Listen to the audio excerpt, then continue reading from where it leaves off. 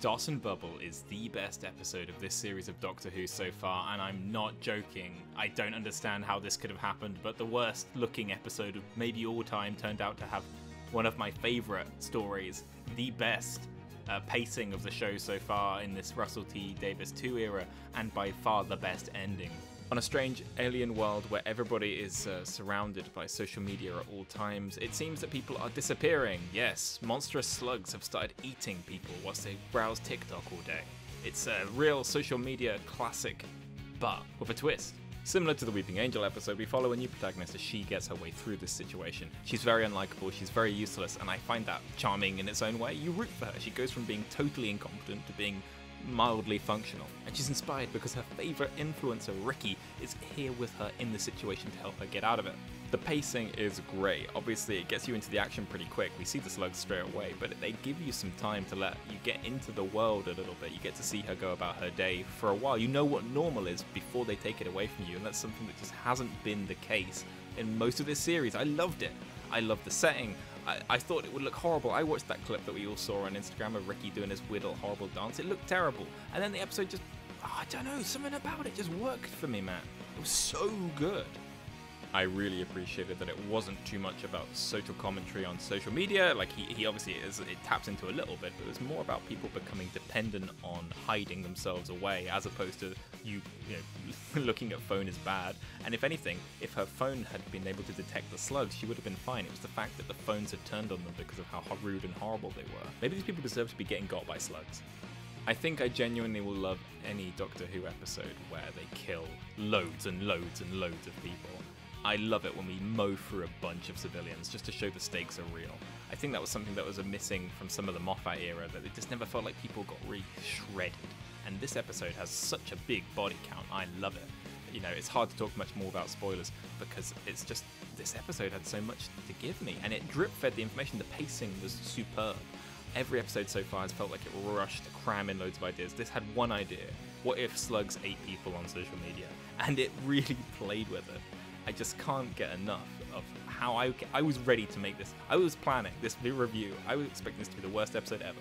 And I was going to come into this review and say, look, if you've got nothing nice to say, I'm going to say nothing. And it was going to be like a 5-second video, and it was going to be a haha joke from me.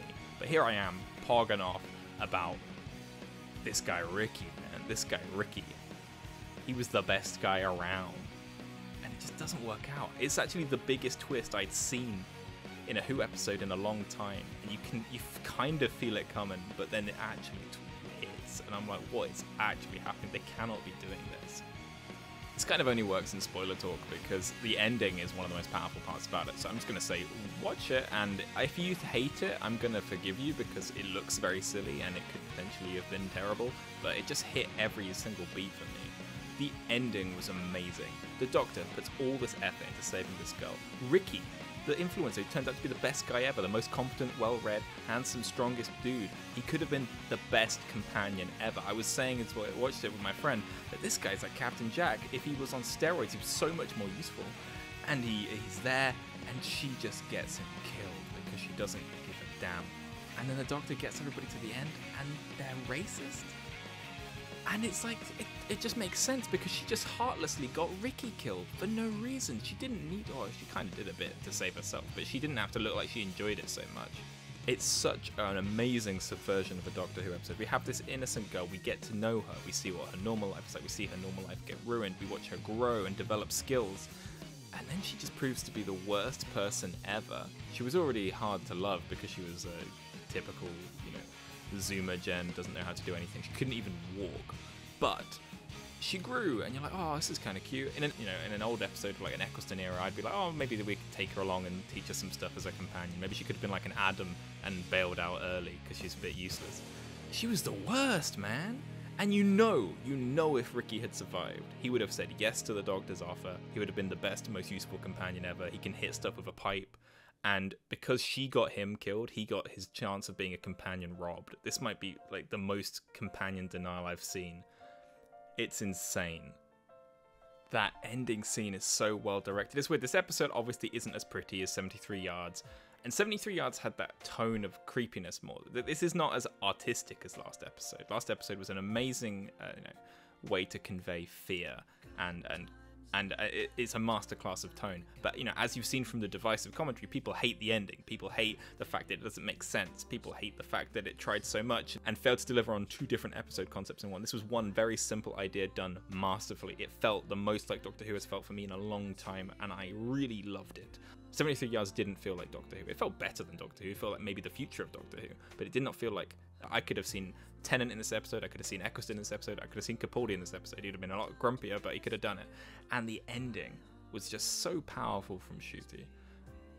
You know, I feel like they probably should have seeded the racism a little bit more, but seeing him react to it really sold the impact that it made on the Doctor, and the fact that he didn't care that they were racist, he just wanted to save them, and they still said no.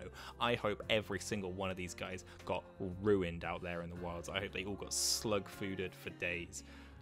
I've not hated a character this much in a long time. I hated... The Doctor saving Davros was more understandable than him saving her. Like, ugh, monstrous.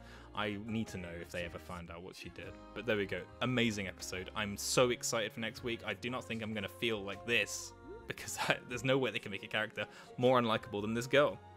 But yeah, no, I love to know what you think. Tell me I'm stupid, I guess, because everyone's going to say that, because it's a fun, cheesy, campy episode. But I think this is maybe the best thing that I've seen in this series so far. As a whole package, it did not rush. It took its time and did it well. Let me know what you think in the comments below.